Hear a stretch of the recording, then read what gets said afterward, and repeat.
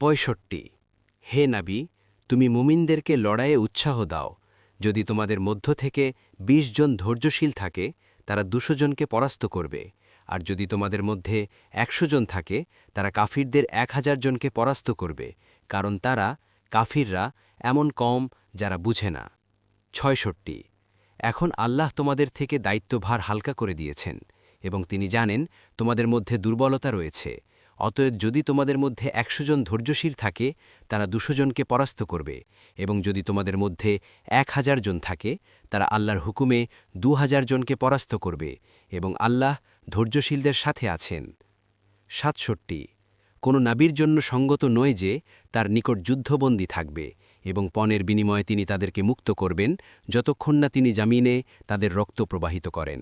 তোমরা দুনিয়ার সম্পদ কামনা করছ, অথচ আল্লাহ চাচ্ছেন আখেরাত, আর আল্লাহ পরাক্রমশালী, প্রজ্ঞাবান।